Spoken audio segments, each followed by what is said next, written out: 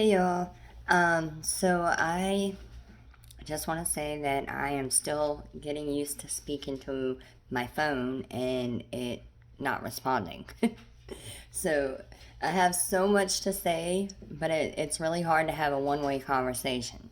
And anyways, secondly, I just ate some extra flaming hot Cheetos and my nose is running. And so I apologize. But I wanted to talk to you guys about M.A.T. And what that is medication assistant treatment um, for people that want to be, in recovery. And I wanted to just share my experience with it all. So over the last 20 years, or since 2008 was when I not when I became an addict, but that was when I became an opiate addict. And anybody that knows anything about opiate addiction, it starts with Vicodin, Percocet, then it goes on to Oxycontin, and then it goes on to snorting, and then it goes to injecting. You always have to go bigger until you become a fentanyl IV drug user, which was me. So I've been through every process wherever you are in your addiction, I have been there. And so don't sit there and say, oh, she just took some pills and that's why she can talk this talk. No, I've been every step, everywhere. I've been, anyway. So just so you understand, that I'm just anybody can do this. Anybody can get clean. Anybody can have a better life. Um, Anybody can be anything that they want to be. If you really want to change your life, you can change it. It's not even that hard if you really want to change it, but you have to really want the change. So, all right, back to what I was going to talk, medication assisted treatment. So over the years, I did methadone a few different times at different times in my addiction, and kind of got the same results with the methadone. So the last time was, after my husband passed away, and the state took my kids.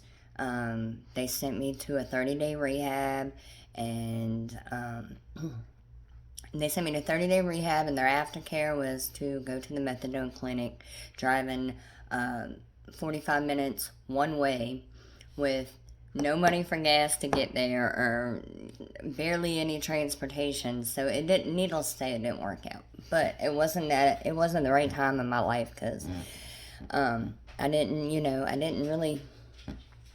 didn't have anything. I didn't want to be clean. I wanted to numb my pain, and that's what I wanted at that time in my life.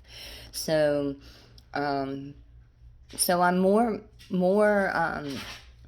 I am more pro suboxone than methadone, but in methadone's defense, I didn't go into the program at any of those times with the right mindset of wanting to be clean.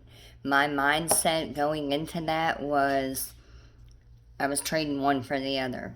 That's what people say when you tell someone, oh, I'm clean, but I'm on Suboxone. Oh, they're just trading one drug for the other. Well, sometimes that is true. That's what I was doing. I was trading one for the other. And I just wanted to be on the highest dose that I could get from them. And methadone is a powerful drug. So, some of my highest times was during treatment, during methadone. So, and I'm sure the same goes for Suboxone. I'm not sure. I know they're different drugs, but so let me tell you about my experience with Suboxone. So, this last overdose, I had an ulcer rupture in my stomach at the same time, and my stomach at the exact same time that I overdosed. So I was being Narcan, as I was coming around, from dying, my stomach started blowing up like Freddy Krueger was coming out of it. And so I got rushed to the hospital. I went into emergency surgery. I spent a week in the hospital. 4 of those 7 days, I had a tube in my nose all the way down my throat. I couldn't eat anything. I was miserable. Anyway, I seen counselors, because they were very aware that I had just overdosed. Being said, I had been Narcan twice at home and then once again in the ambulance, and so they would not release me from the hospital until I had an appointment to go in to see the suboxone doctor, which is great because I had been on the waiting list and couldn't get in, or hadn't got in yet. But because of this emergency and overdose on record, I got in quick. So that was 3 years ago, and I have been clean ever since. That experience was enough to scare the shit out of me so bad that I just, it was enough. And I had died many times before that experience, but because of the ulcer and everything at once, I was like, no, I can't do this anymore.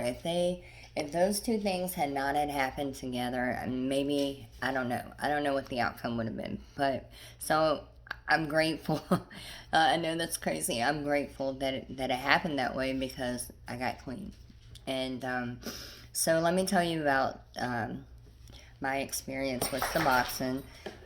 When I went into suboxone treatment, I went in with the mentality that I want to be clean and I was tired of living this life.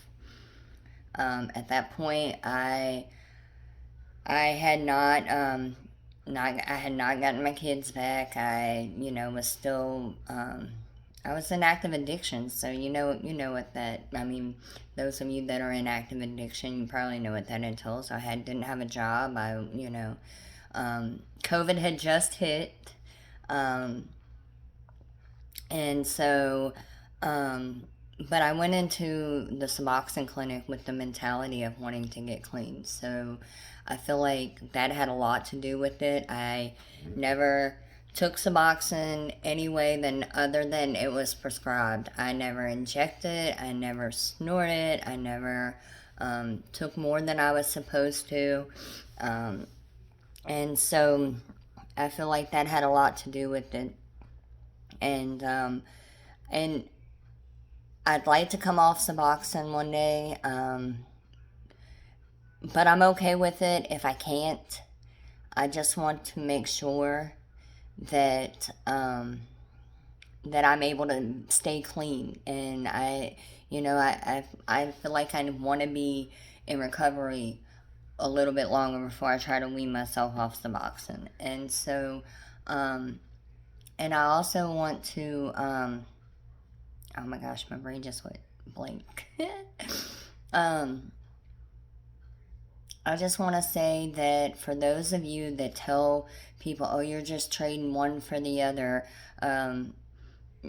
it's not. Sometimes that is true. Like, it's not always true. Like, when you have someone that has a heart condition or that has, diabetes, or they need that medication so they don't die. And this is basically the same thing. We need this medication so we don't die. And it may be at our own hands. It's still a disease, and just like with any drug, there is a right way and a wrong way to use it. But I did not trade one drug for the other, because I can tell you right now that I did not live like this, like I'm living right now, with this mentality and happy and working. I got my kids back. I didn't have any of this when I was using drugs. Like, I didn't have relationships with people. Like, I did not have, so I definitely did not trade, because my life is way better. And getting clean was, when I lost my kids, they put me in methadone, and like I said, and then they sent me to Galax. That was after methadone was after Galax. Um, that's not enough time. Like I'll tell you what I had to. I had to. It was. I was lucky because it was, right after COVID, and I had been working two jobs, so I got unemployment benefits, which it was all perfect for me. And so I was able to lock myself in a room for a year. It took me a year. I stayed away from people.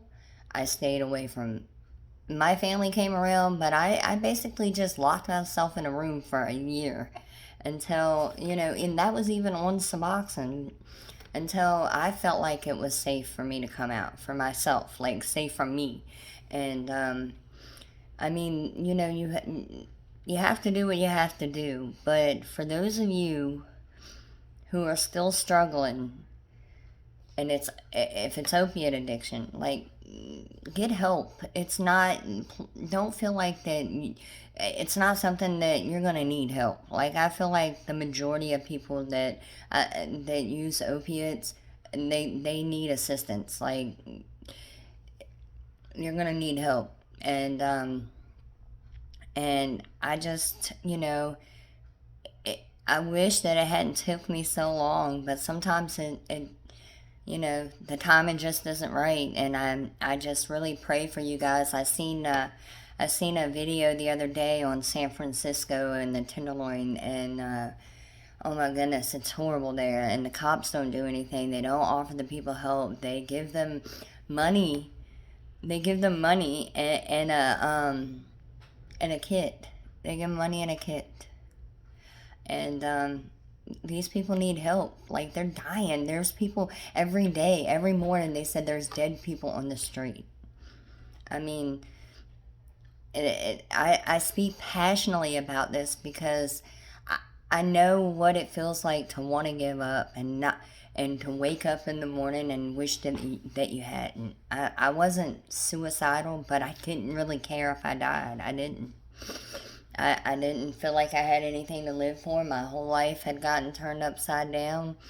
And, oh my gosh, part of this recovery was never forgetting that. Like, I remember being clean, and I remember